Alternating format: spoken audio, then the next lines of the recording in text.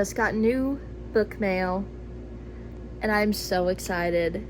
Like, I just got done reading Romancing the Gravestone and Love and Other Conspiracies, and I loved Romancing the Gravestone. I loved it.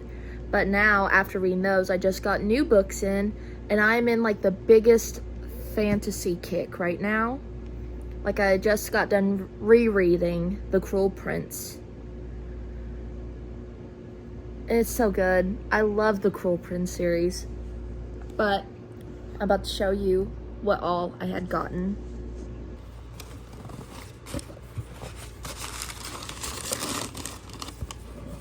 First up is Heartless. Oh, she's so pretty. I've been wanting to read this for a while, but I decided to pull the trigger and just go for it and get it. House of Salt and Sorrows. I'm also really excited for this one. I was told that it was like Barbie and the 12 Dancing Princesses, but like mystery in a way and more magical. So I am so excited for this one. And then The Night and the Moth by Rachel Gillig. I'm also really excited for this one. I'm reading like I said, I'm reading One Dark Window right now by Rachel Gillig. And so far, I'm on page 10, or not page 10, chapter 10, and it is so good already. I have just really missed fantasy in general. So I definitely think I'm going to start taking more of a deep dive into it soon. I'm going to do my best to make this really fast because my phone storage is, again, acting up. So, let me try to tell y'all about the books I got already. So this one's called Heartless. It's by Marissa Meyer. Meyer? Pretty sure Meyer, but if I'm pronouncing that wrong, I'm sorry. I'm so excited for this one. So I have been told that this is, well, I'm also, the back of it says, it's like a retelling of The Queen of Red Hearts from Alice in Wonderland. It goes, so Catherine, I'll just read the back off to ya. I'll just read it off. Catherine may be one of the most desired girls in Wonderland and a favorite of the unmarried king, but her interests lie elsewhere. A talented baker, she wants to open a shop and create delectable pastries, but for her mother, such a goal is unthinkable for a woman who could be a queen. At a royal ball where Kath is expected to receive the king's marriage proposal, she meets handsome and mysterious Jest. For the first time, she feels the pull of true attraction. At the risk of offending the king and infuriating her parents, she and Jest enter into a secret courtship. Kath is determined to choose her own destiny, but in a land thriving with magic, madness, and monsters, fate has other plans. I am so excited. I'm so excited for this one. So it's like a forbidden lovers, I'm assuming, like forbidden trope and stuff like that. So I'm so excited for this one. Because like I said earlier, I have missed fantasy. I have missed it so much. Like I'm reading One Dark Window right now, and it is so good. It's like One Dark Window by Rachel Gillig. It's like a fantasy version of Marvel's Venom. I guess, yeah. It's a fantasy version of Venom. Yeah, that's the best way I could put it as of right now. Because I'm only 10 chapters in. And I'm hooked. I can't put it down when I start. House of Salt and Sorrows by Aaron A. Craig. Got it. This cover is beautiful. Let me see, who did this cover? It says cover art 2019 by Vault 49, but cover design by Allison Impey. It says IMPEY. But they did an amazing job on this. But there's also a second book to this as well, which I'm sure this one will be good. I mean, it's In a Manor by the Sea, 12 Sisters Are Cursed. So there is a second book called House of Roots and Ruin, but I try to get at least the first book, and if I like it, I'll buy the second one, because I don't really have a lot of space or storage in my house for so many books, especially with the books that I already have. A lot of them are still in storage because I have no idea where to put them if I get them out. I have no idea. But I'll go and read this one. Anna Lee lives a sheltered life at Highmore with her sisters. Once there were 12, but loneliness fills the grand halls now that 4 of the girls' lives have been cut short, each death more tragic than the last. Disturbed by a series of ghostly visions, Anna Lee becomes increasingly suspicious that her sisters' deaths were no accidents. The girls have been sneaking out every night to attend glittering balls, dancing until dawn in silk gowns and shimmering slippers. And Anna Lee isn't sure whether to try to stop them or to join their forbidden trysts. Trysts? I don't know how to say that word. Anyway, because who or what are they really dancing with? When Anna Lee's involvement with a mysterious stranger who has secrets of his own intensifies, it's a race to unravel the darkness that has fallen over her family before it claims her next. Oh, so it's like fantasy, murder, Barbie and 12 Dancing Princesses, but by the sea. I'm so excited for this one. And then I have Rachel Gillig's, I think it's this is one of her newer books, called The Night and the Moth. I had to get hardcover because paperback wasn't available. It's huge. This thing is huge, but it's so beautiful. Look at that. Wow. Would you look at that? Right. There's still a lot of room to work with. So with that consideration, I'll go down. You still do it. Park that $700. Look at this. Look at that. Yeah, sure. Yeah, look at this. When I see a car like this, first thing I do is I say, would you look at this? You know what I mean? Yeah, sure. Oh, would you look at this? Yeah, well. Would you look at that? Yeah, there's a few more blemishes on the car. Oh my gosh, just look at it. The car is not perfect. Just look at it. Sorry. Anyway. Excited for this one. I'll go and read this one to you. Sybil Delling has spent 9 years dreaming of having no dreams at all. Like the other foundling girls who traded a decade of service for a home in the great cathedral, Sybil is a diviner. In her dreams, she receives visions from 6 unearthly figures known as the Omens. From them, she can predict terrible things before they occur, and lords and common folk alike travel across the Stonewater Kingdoms, windswept moors, and craggy mountains to learn their futures by her dreams. Just as she and her sister diviners, I'm pretty sure it's diviners.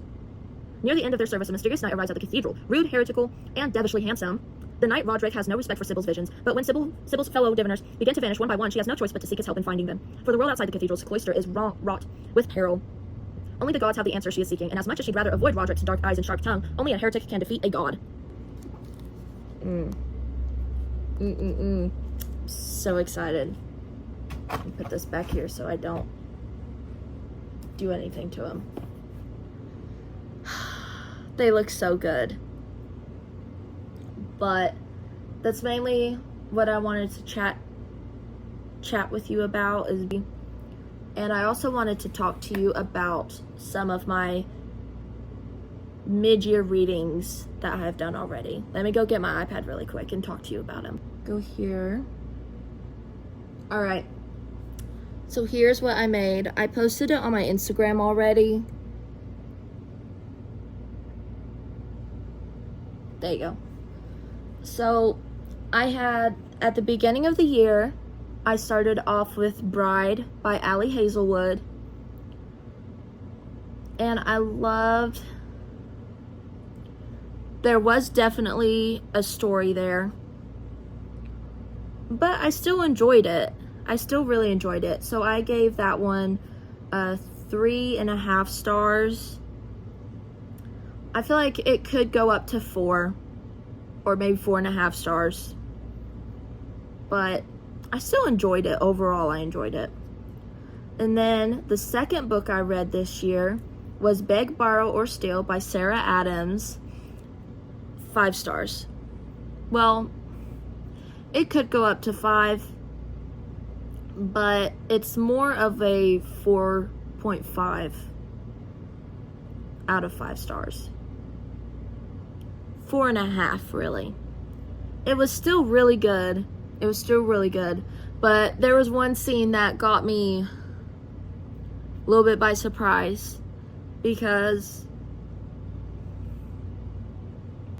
Beg, Borrow, Steal is the 3rd book in her When in Rome series. I love that series. That's the first series that I read from her, and I was hooked. Like, that was one of the main series that got me into romance. So I love her books. I love her books now. I read more of them this year. I'll get to that later. And then the 3rd book I read this year was Daydream by Hannah Grace. I think I give it a 3.5 stars or 4. But, like, I love the characters, but I just can't really deal with all of the smut that's in it. No hate to people that love smut, but I just feel like if I'm reading chapters upon chapters of it, I'm not really reading anything.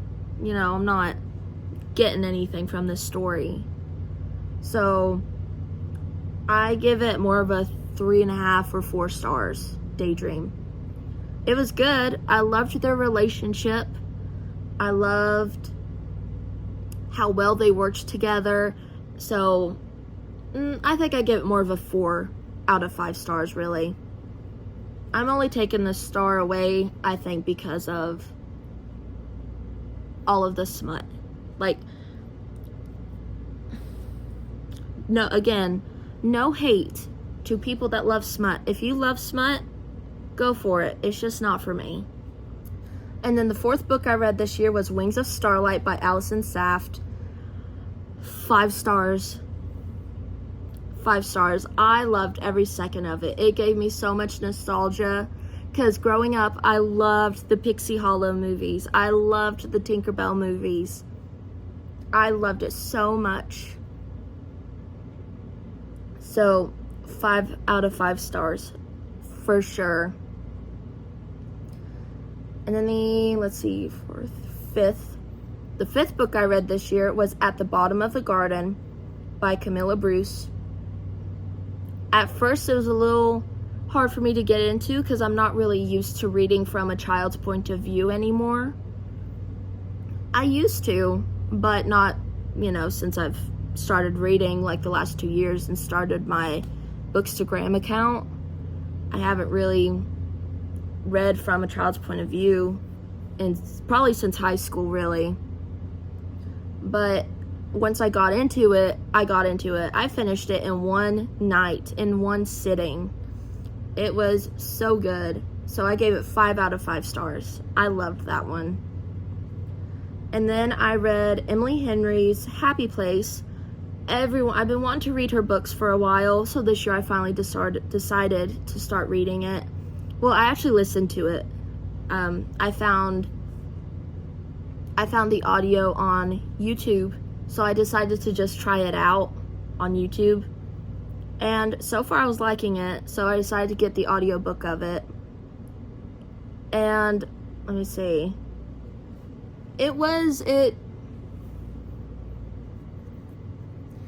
Emily Henry's Happy Place was good. I loved the vibes. I liked the friendship. But I don't think it was my favorite. So I gave it like 4 out of 5 stars. Just for the vibes. The summer vibe, summer vacation.